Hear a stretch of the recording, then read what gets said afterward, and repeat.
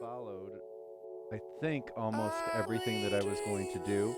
The thing that I did change is because it's not going to be too visible simply because we're using that matching thread. As I was originally going to do was go into the flying geese necks, but very quickly what I'm going to do is switch gears first.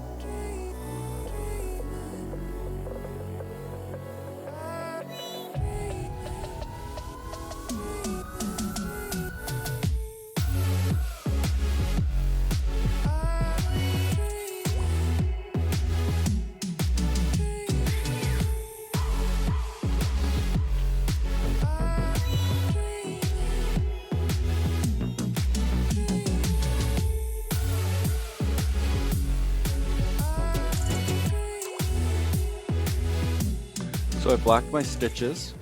Here I'm going to go ahead and I'm going to quilt my cornerstone, and then I'm going to start across and then come down and up on the same line. I've got 12 stitches per inch, just like we've been before. Follow that over. Perfect. Slide that up.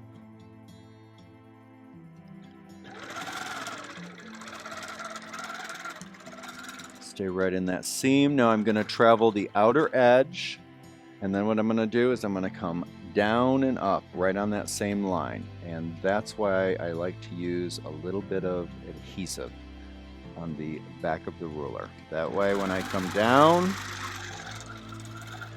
and I go up, I'm going to stay right on that exact line. Slide over, line it up. I'm going to come down, go up, travel the outer edge, right inside, right on that basting line. I'm going to come down, and when I come down, I'm going to slow down and go right to the line that I made here in the ditch. And I'm going to head back up. So I'm going to go over, line it up, make sure I'm nice and straight. I'm going to air, of course, to the chalk line. I've got a little room to move because I use the Bowen thick chalk rather than the thin chalk. Line it up, slide over, down, up, line it up, down, up, and I'm going to continue across the whole border of the quilt, and then repeat doing the cornerstone on the other side, and then I'll go ahead and mark down my sides. Now, one of the things that I want to add, if we want to go wide a little bit first before I go any further, you can kind of see that beautiful texture here. Okay, so now we've got our side border, and what I wanted to pause for is just to kind of go over, a lot of you may wonder, how come I didn't start down at the bottom of my throat space, go in, out, up, in, out, up, in, out, up. One of the reasons is, for me personally, I like to go ahead and do the top piano keys, and then when that's all done, I like to go ahead and mark the side piano keys, because what I have found through the years is that the fabric can shift once I get the quilting in this section and the cornerstone, and it could change the angle of these side piano keys. And so I'm going to go ahead and do this top border, and then I will mark down the side border.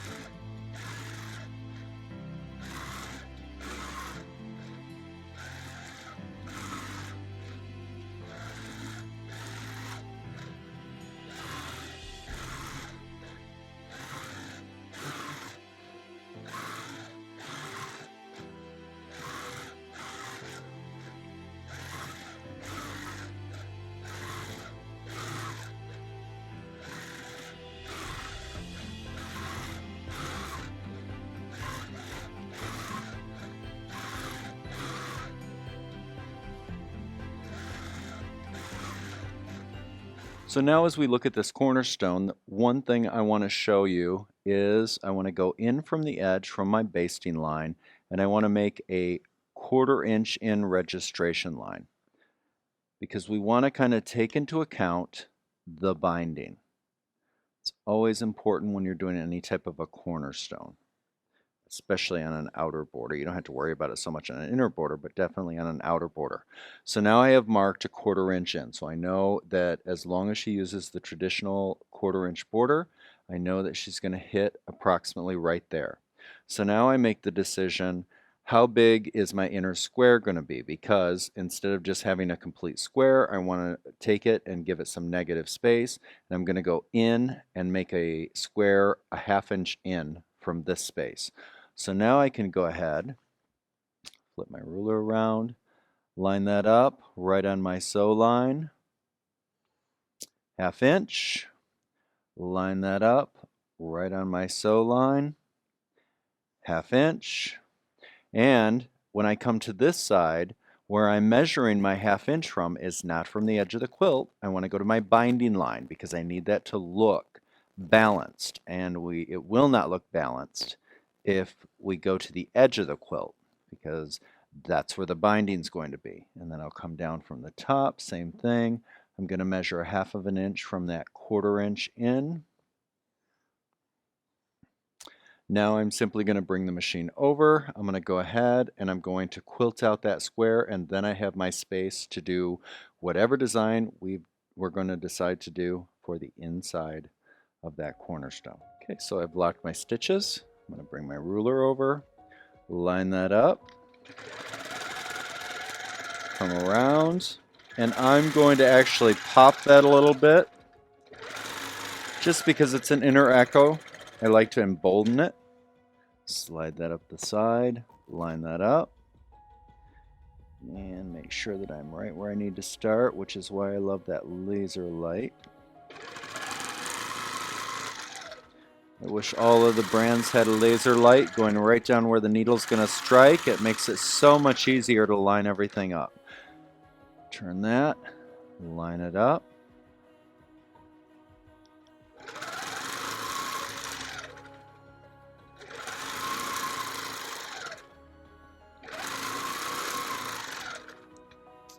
Stop, pivot, line that up, aim for my end mark, keep it a 1/4 inch away. Let me see where I'm at there.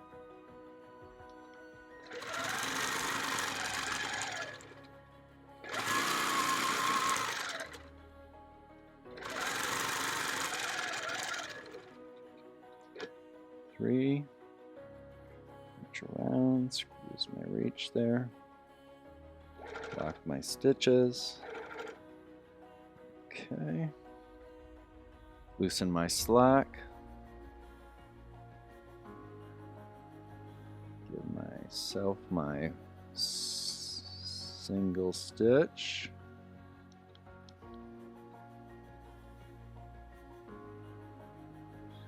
There we go. And I see that my basting stitch is a little too far in toward the edge. So I'm going to go needle down, needle up, needle down, needle up, grab my thread.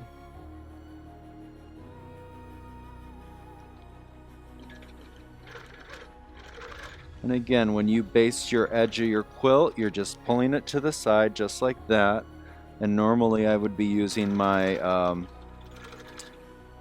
4 or 5 stitches per inch, but right now everything is now locked in place now that we have our piano keys done, and so I'm simply fixing where that came loose. And I like that tack down because it just makes it so much easier for the client to do their binding. There we go. And that's hidden inside the binding. And that's all set to go. We have our cornerstone, and now I just need to figure out what I'm going to do in that cornerstone. Okay, so now I've decided that what I'm going to do is I'm going to do a mystical grid design, so a continuous curve alternative, and I'm going to do the swan body and neck without the feathers. So I'm going to come up and I'm going to do a hook, backtrack, up toward the center at 6 o'clock, backtrack all the way down and under, up, hook, backtrack, over to 9 o'clock from the center, back and over, come down the side, backtrack, noon, over, down, clockwise, backtrack, 3 o'clock, backtrack-ish, over, and then lock my stitches, slack,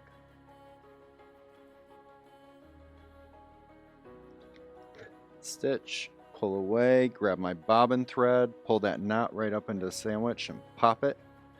And now I've locked those, and now we've got that really cool, wipe that chalk away a little bit, really cool cornerstone. And then we'll repeat that over on the other side. It's nice and simple for what we have going on that border.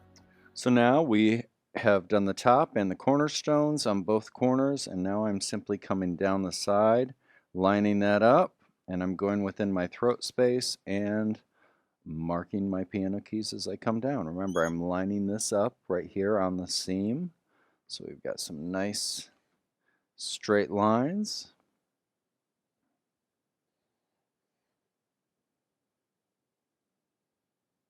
And I like to do the borders first before I go into the body of the quilt.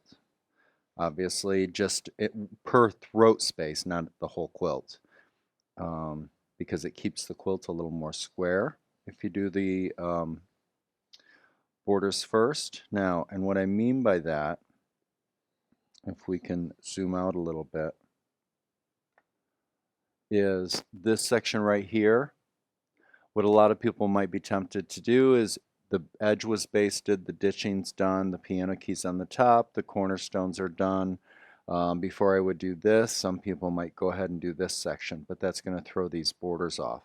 And it does have the potentiality of making the quilt not as square as it could be. So first I'm going to do these side borders, and then we're going to move into this border right here. Okay, so now we're going to slide down here and lock the stitches, and just so you know, Mr. Ritchie reminded me when we had our little break to set up for this shot that it's not potentiality, it's potential. But I'm here to tell you, potentiality is a new word. And I'm giving you new words as a gift because that is the wonderful part of Patreon. You get to learn new words that have never been around before, just as much as you get to learn quilt designs.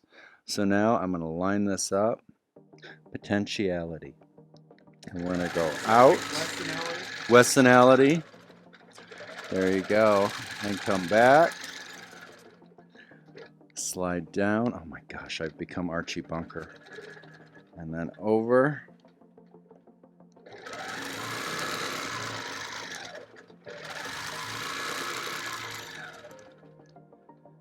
And then down. And then over.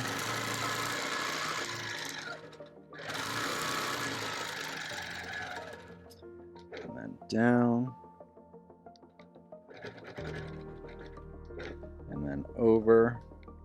So right now what I'm doing is I am also showing you that you can, if you so choose, I have ditched here, but I'm using the same color thread that we used in the ditch work.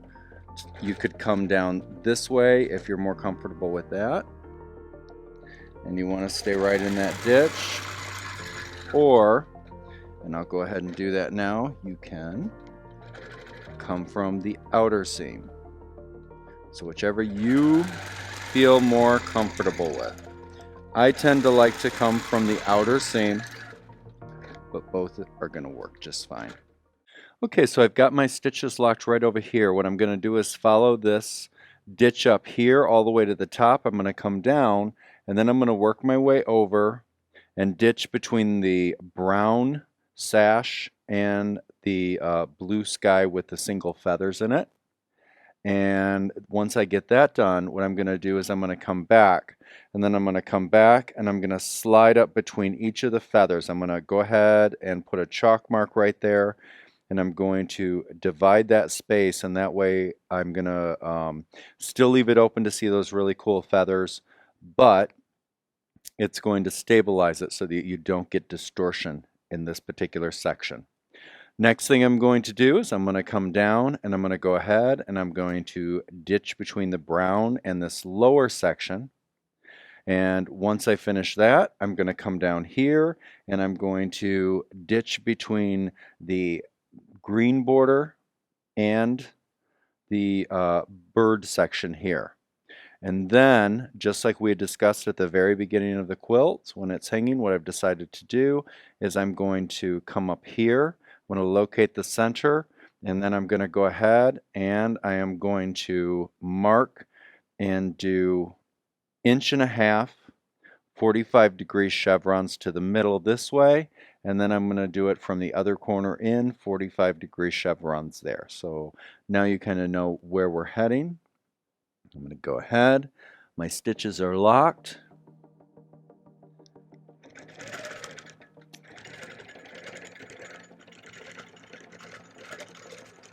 Ditch up.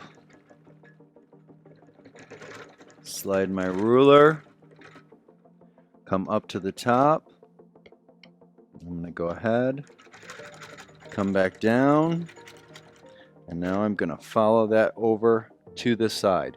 Now you might be tempted to go ahead and go over and have this pre-marked and up and down, over, up and down. What I find is that again can cause distortion, so I'd rather retravel a ditch a second time to add my dividers in there.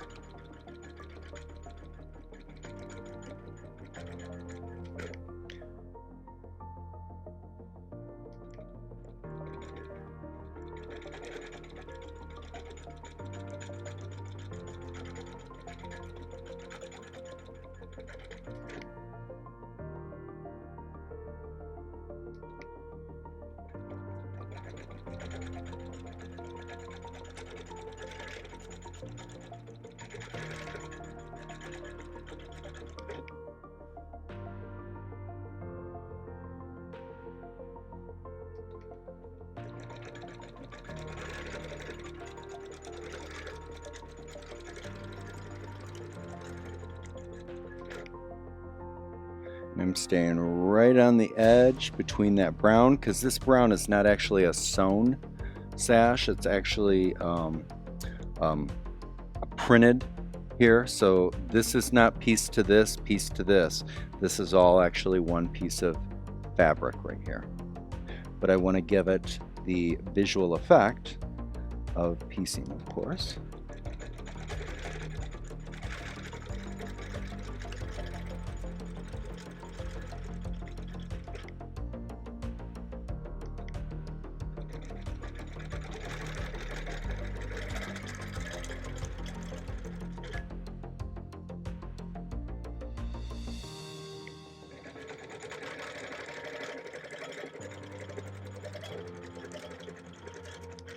So now I'm coming over to the edge.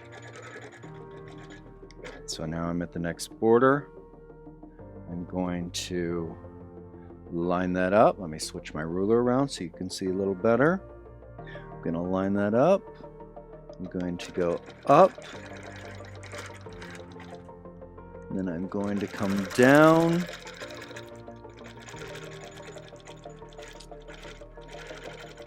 And I'm going to come all the way down.